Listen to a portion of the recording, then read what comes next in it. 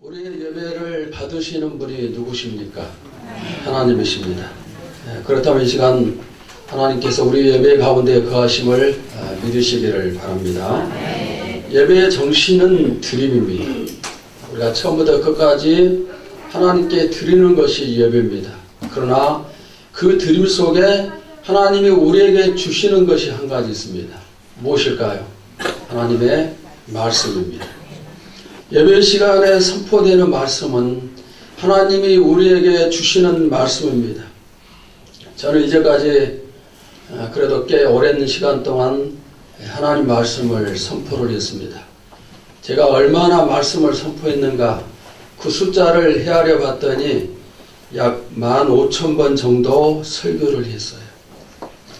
이렇게 많은 횟수의 설교를 했지만은 제가 설교를 할 때마다 항상 뚜렷한 설교관을 가지고 복음을 선포를 했습니다.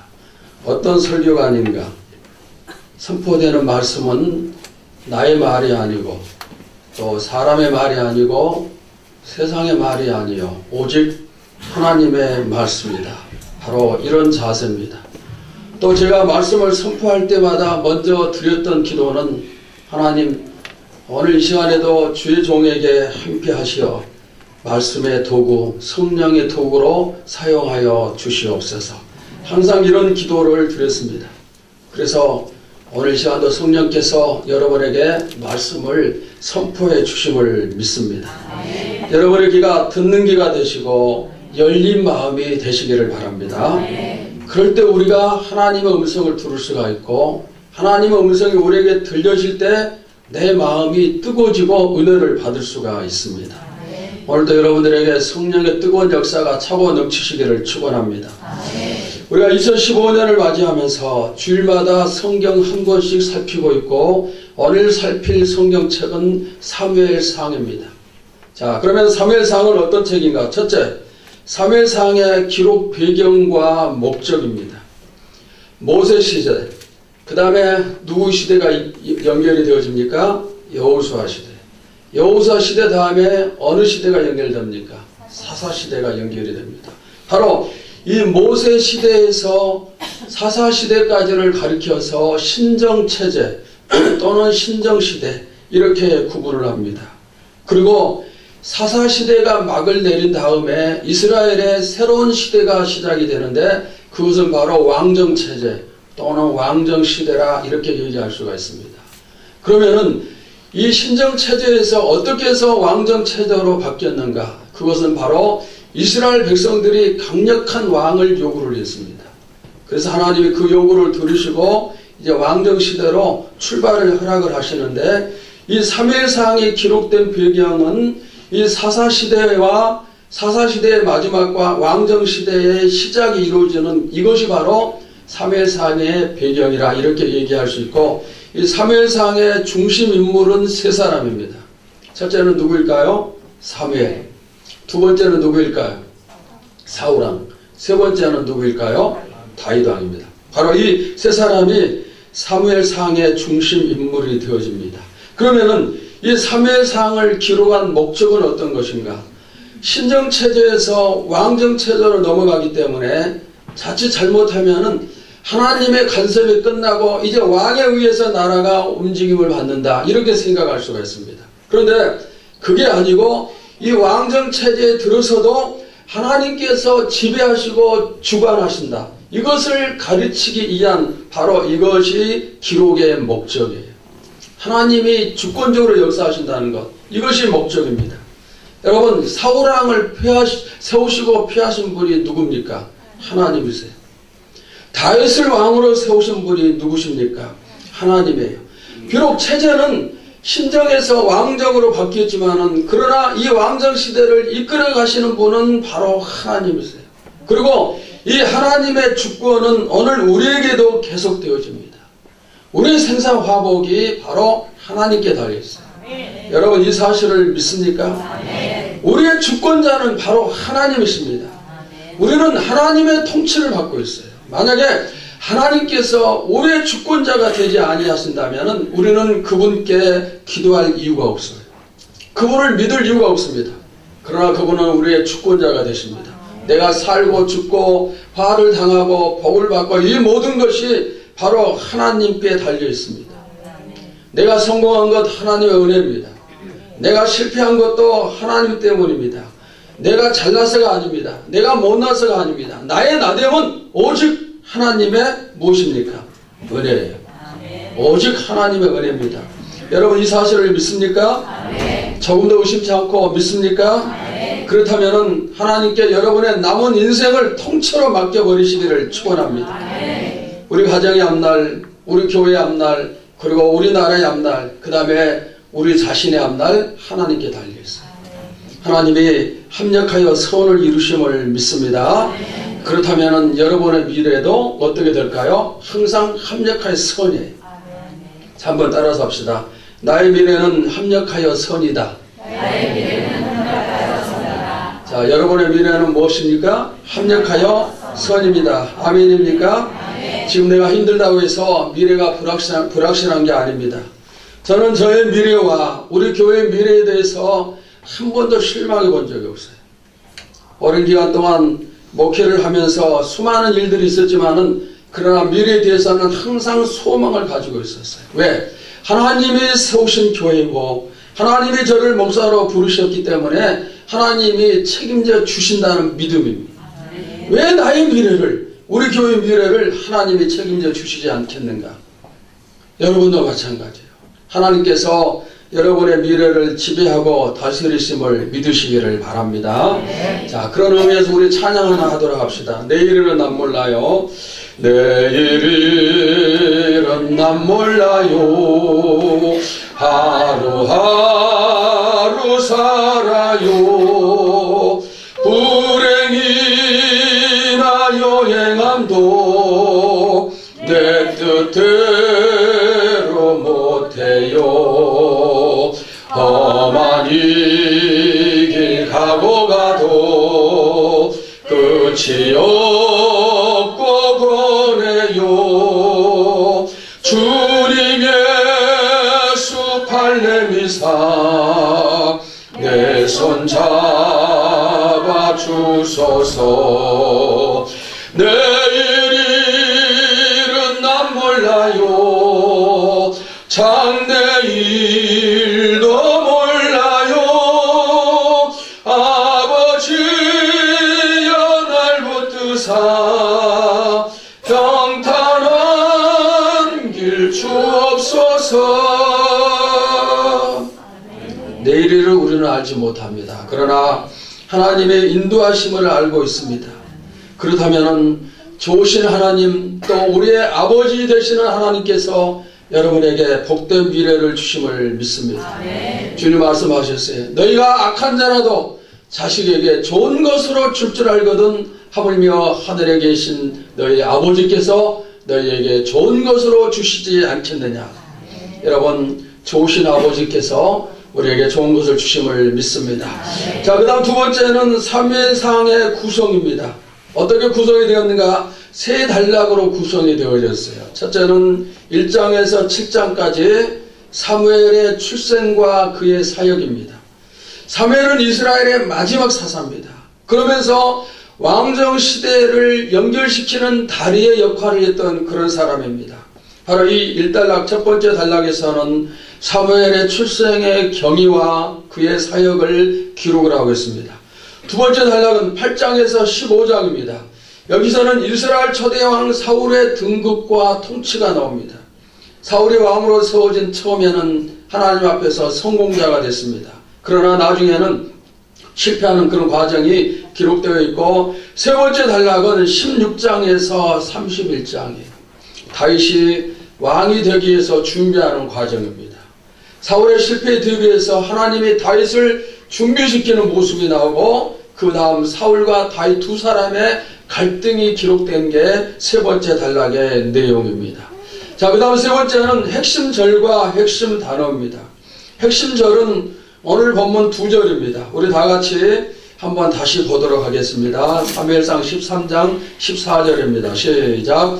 지금은 왕의 나라가 길지 못할 것이라 여호와께서 왕에게 명령하신 바를 왕이 지키지 아니하였으므로 여호와께서 그의 마음에 맞는 사람을 구하여 여호와께서 그를 그의 백성의 지도자로 삼으셨느니라. 자, 이어서 사무엘상 15장 22절을 보시겠습니다. 여기도 같이 봅시다. 시작. 사무엘이 이르되 여호와께서 번제와 다른 제사를 그의 목소리를 청종하는 것을 좋아하심 같이 좋아하시겠나이까. 순종이 제사보다 낫고 듣는 것이 순양의 기름보다 나으니. 자, 이 두 절의 내용이 무엇입니까? 앞에 나온 13장 14절에서는 사울이 하나님의 명령을 지키지 않았기 때문에 새로운 왕을 세우겠다는 그런 내용이에요.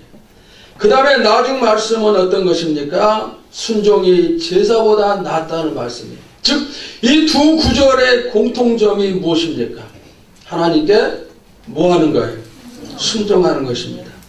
모든 교회가 순종에 대해서 끝없이 얘기를 하고 가르치고 있습니다. 우리 교회도 마찬가지예요. 아마 여러분들이 우리 교회에서 가장 많이 들은 내용이 순종 아니면 하나님의 영광 뭐 이런 것을 많이 들었을 겁니다.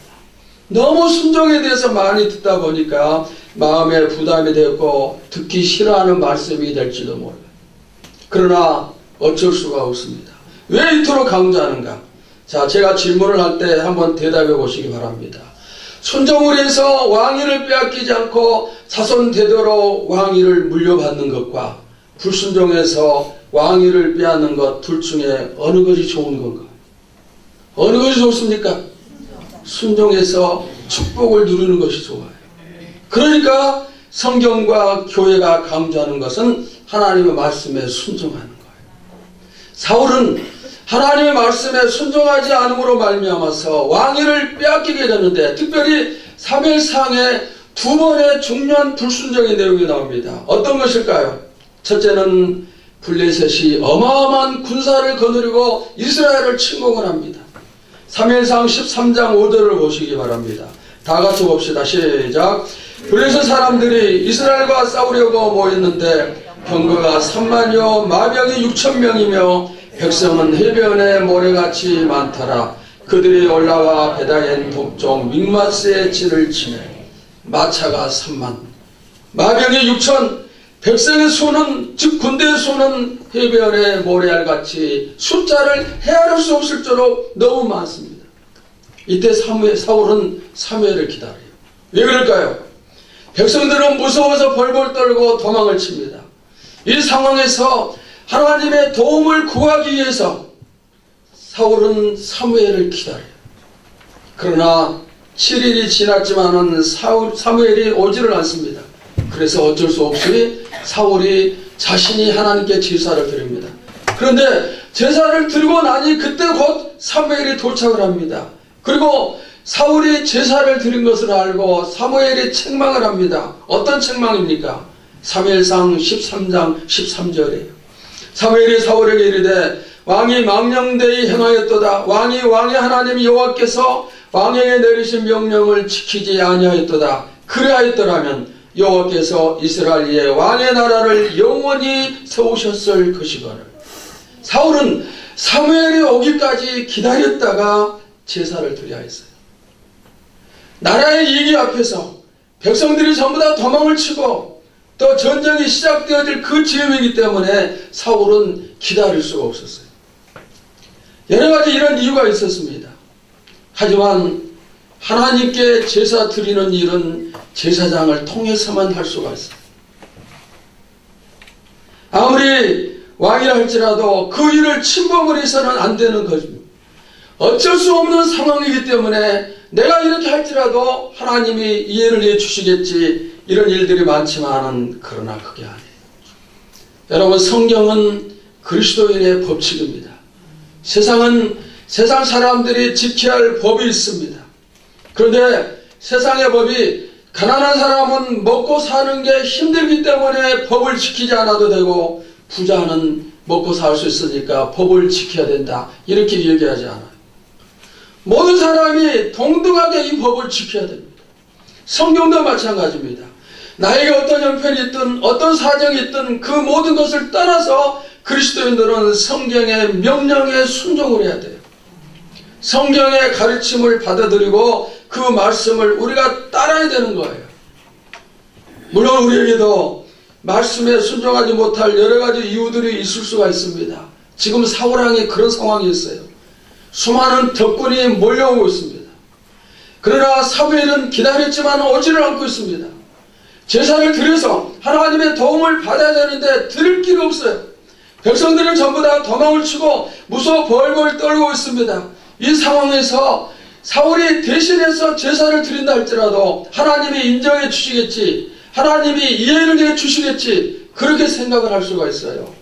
그래서 제사를 드렸습니다. 그러나 제사가 드린 다음에 하나님이 어떻게 하셨나요? 하나님이 이해를 해 주셨습니까? 그게 아니에요. 하나님은 이해를 하시지 않고 오히려 어떻게 하셨습니까? 자손 대대로 물려줄 왕위를 빼앗으셨어요. 여러분, 이건 아주 중요한 그런 내용이에요. 저와 여러분 사이의 차이가 바로 이 점이라고 생각해요.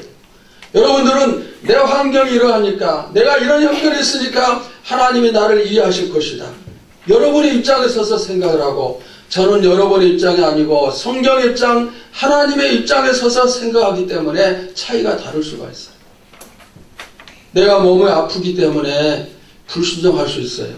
그러나 그건 아니에요. 내가 물질적으로 어려움을 겪고 있기 때문에 그래서 순종하지 못하는 그런 경우가 있을 수가 있어요. 가정의 화목에 끼어질 때 마음이 불편하니까 순종 못할 수가 있습니다. 내 육신의 병이 들었기 때문에 하나님 말씀을 따르지 못하는 그런 경우가 있을 수 있어요. 그런데 그런 이유 때문에 어쩔 수 없는 상황에서 우리가 하나님 말씀을 지키지 못하지만은, 그러나 하나님은 어떻게 역사하실까요? 내가 너를 다 이해한다? 그럴 수 있다? 그게 아니에요. 그것은 우리의 생각이에요. 사울에게서 하나님은 왕위를 빼앗으셨어요. 우리들도 마찬가지 아니겠습니까? 하나님께 제대로 인정받은 사람들의 공통점은 정말 불순종할 수밖에 없는 그런 상황에서도 순종했던 경험이 있어요. 예를 들면 아브라함을 보시기 바랍니다. 하나님께서 100살을 얻은 아들 이삭을 번제로 드려라. 번제로 드려라 말은 아들을 죽여서 불에 태워서 나에게 바치라, 그런 뜻이에요. 여러분, 아버지가 어떻게 아들을 죽여서 하나님께 드릴 수가 있나요? 이것은 사람의 상식으로 또 우리 신앙의 양심으로 도저히 할 수 없는 그런 내용이에요. 그러나 아브라함은 어떻게 했습니까? 만약에 아브라함이 자신의 처지를 생각하면서 상식적으로 또 아버지의 모습으로서 자식을 드리지 않았다면 어떻게 됐을까요? 창세기 22장 12절을 보시기 바랍니다. 사자가 이르시되 그 아이에게 내 손을 대지 말라, 그에게 아무 일도 하지 말라. 내가 내 아들 내 독자까지도 내게 아끼지 아니하였으니 내가 이제야 내가 하나님을 경외하는 줄을 아노라. 하나님의 명령에 순종을 했을 때 하나님께서는 네가 이제야 나를 경외하는 줄을 알겠다. 여러분, 비로소 아브라함이 하나님께 인정을 받았어요. 그러면 그 이전에 아브라함의 믿음은 어떤 것이었나요? 75세 때 본토와 고향 친척을 떠나라 했을 때 순종을 했습니다. 하나님과 아브라함 사이에 수많은 교감이 있었습니다. 그러나 아들 이삭을 바치기 전까지는 하나님께서 아브라함의 믿음을 인정해 주지를 않으셨어요. 이삭을 드리고 비로소 하나님께 인정을 받죠. 그 다음에 이어지는 말씀 보시면 22장 15절에서 18절까지 우리 교독을 하시겠습니다. 여호와의 사자가 하늘에서부터 두 번째 아브라함을 불러 이르시되 여호와께서 이르시기를 내가 나를 가리켜 맹세하노니 내가 이같이 행하여 내 아들 내 독자도 아끼지 아니하였으므로 내가 내게 큰 복을 주고 내 씨가 크게 번성하여 하늘의 별과 같고 바닷가의 모래와 같게 하리니 내 씨가 그 대적의 성문을 차지하리라. 또 내 씨로 말미암아 자 만민이 복을 받으리니 이는 내가 나의 말을 준행하였습니다 하시라 하니라. 여러분, 이 축복이 언제 주어지는 겁니까? 이삭을 드린 다음에 하나님이 주신 축복입니다. 바꿔 말하면 만약에 이삭을 하나님께 드리지 않았다면 이 축복을 전부 다 놓치는 거예요. 여러분, 하나님의 명령은 우리에게 너무너무 가혹할 수가 있습니다.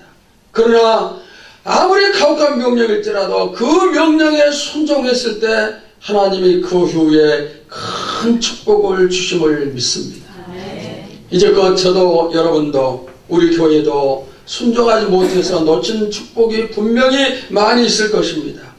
그러나 이제부터 놓치지 마시기 바랍니다. 저는 이 말씀을 준비하면서 다시 한번 결심을 했습니다. 앞으로 우리 교회에 주신 어떤 축복도 절대로 놓치지 않겠다. 그러기 위해서는 내가 먼저, 또 우리 교회가 먼저 하나님이 말씀하실 때 그 말씀이 아무리 힘든 명령일지라도 순종하겠다, 이런 결심을 했습니다. 여러분도 저와 같은 결단을 하시기를 바랍니다. 그 다음 두 번째로, 사울이 불순종한 두 번째 이유는 어떤 것입니까? 하나님께서 사울에게 아말렉과 전쟁을 하도록 명을 하십니다. 그러면서 전쟁할 때 어린아이들까지 한 명도 남기지 않고 전멸을 시키고 그들이 가지고 있는 모든 짐승 재산을 전부 다 전멸을 하라, 이런 명령을 내리셨어요. 명령에 따라서 사울이 전쟁을 합니다. 그리고 승리를 합니다. 승리하면서 아말렉의 왕을 죽이지 않고 끌고 오죠. 그 다음에 덩달아서 가장 좋은 짐승들을 골라서 죽이지 않고 그것을 끌고 옵니다. 사무엘이 그 모습을 봤습니다. 왕이여, 왜 순종하지 않습니까?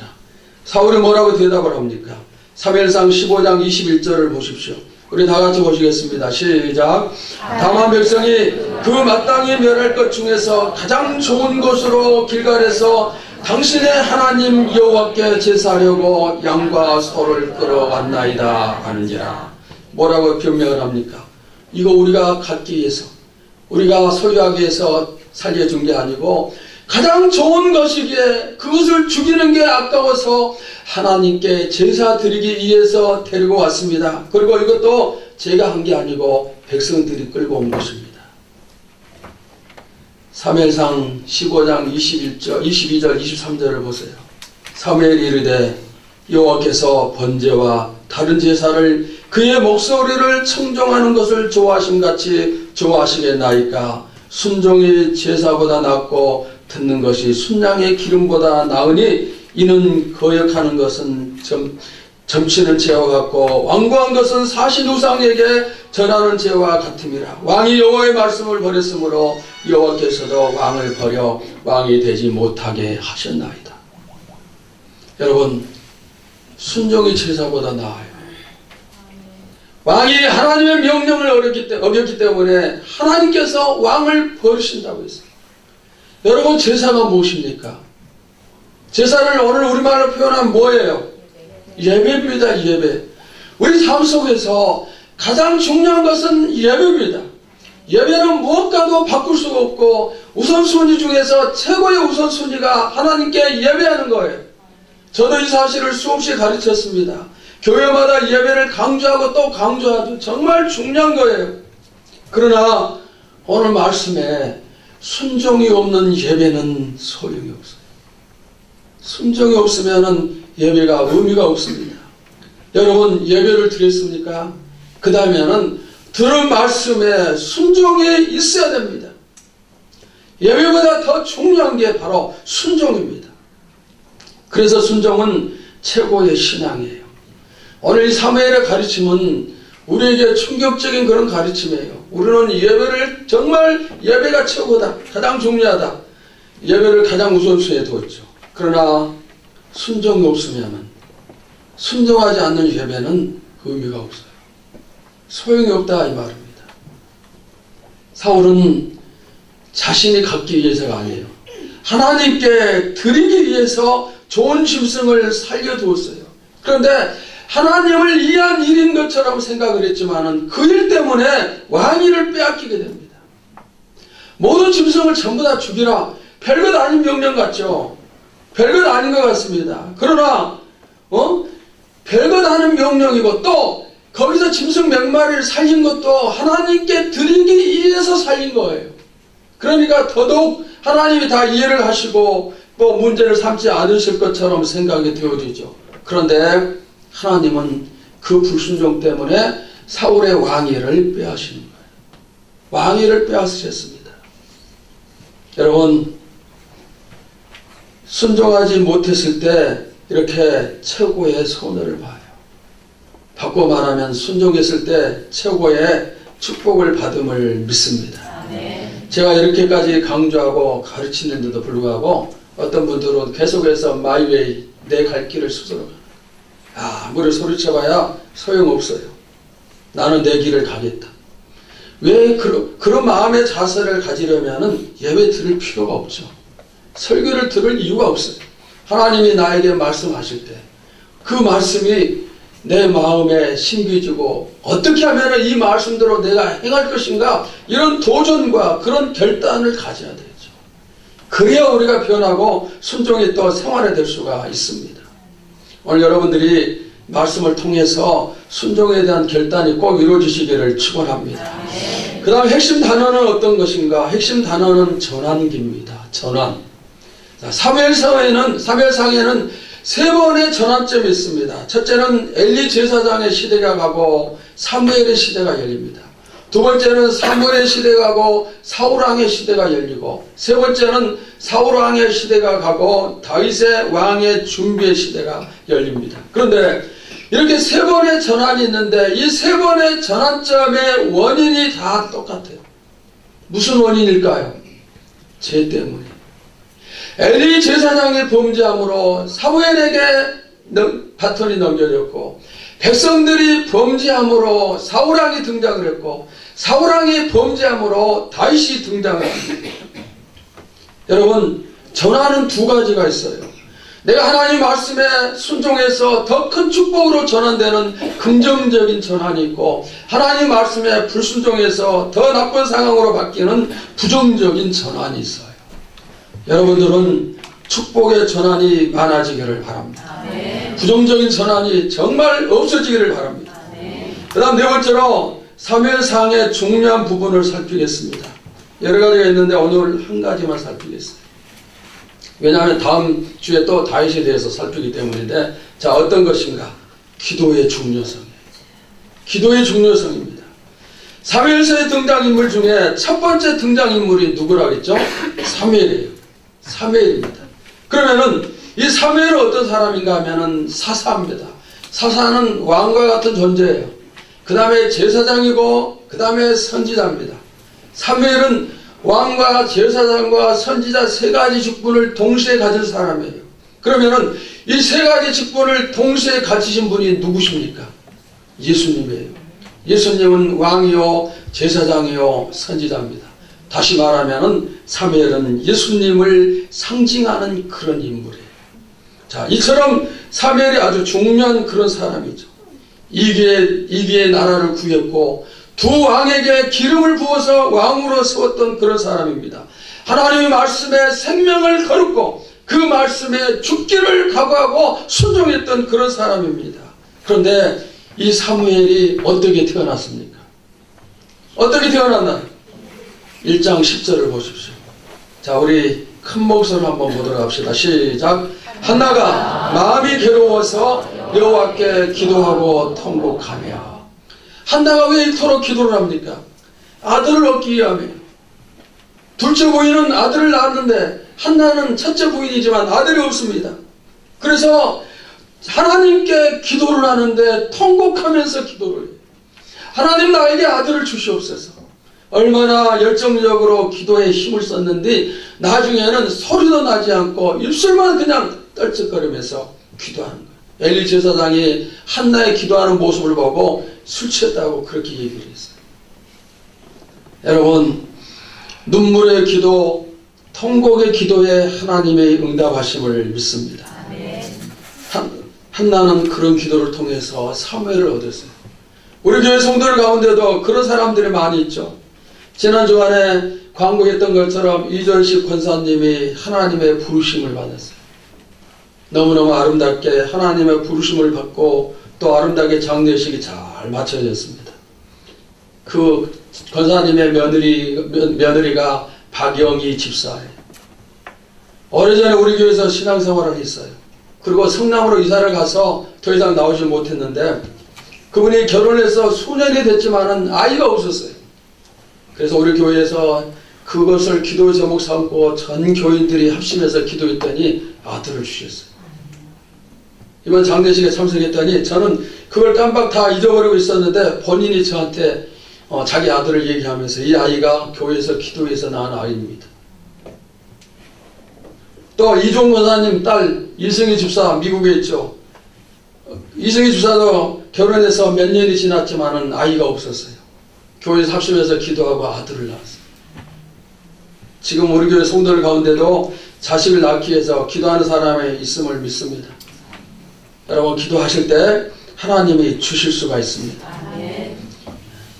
기도는 문제 해답이에요. 기도는 불가능을 가능으로 바꾸는 전능의 힘이 있어요. 이렇게 기도를 통해서 사무엘이 탄생을 하는데 이 사무엘이 훗날 기도에 대해서 뭐라고 가르칩니까? 사무엘상 12장 23절을 보십시오. 다 같이 봅시다. 시작. 나는 너희를 위하여 기도하기를 싫은 죄를 여호와 앞에 결단코 범하지 아니하고 선하고 의로운 길을 너희에게 가르칠 것인지. 기도로 태어난 사무엘은 기도의 소중함을 알고 평생 기도를 한 사람이에요. 그러면서 그가 뭐라고 고백을 합니까? 심지어 기도하는 것이, 기도 쉬는 것이 범죄이기 때문에 나는 절대로 그 죄를 범하지 않겠다 다짐을 해요. 사무엘은 기도로 시작해서 기도로 마친 사람입니다. 우리 교회의 가르침과 똑같아요. 성경의 가르침과 똑같습니다. 기도는 무엇이든지 얻을 수 있지만 기도하지 않으면 아무것도 얻을 수가 없어요. 우리는 무슨 일을 하든지 기도로 시작해서 기도로 마쳐야 됩니다. 기도는 하나님이 우리에게 주신 가장 큰 축복이요, 하나님이 우리를 사랑하셨기 때문에 이 기도의 특권을 우리에게 주셨어요. 여러분 이처럼 가장 큰 축복, 가장 큰 특권을 마음껏 사용하시기를 바랍니다. 나에게 문제가 태산처럼 쌓이고 쌓였는데 기도하지 않으면 어떻게 되겠어요? 주님 앞에 무릎 꿇고 간구해 보세요. 마음을 정결하게 뜻을 다하여 기도할 수 있는데 왜 걱정하십니까? 기도하면서 왜 염려하십니까?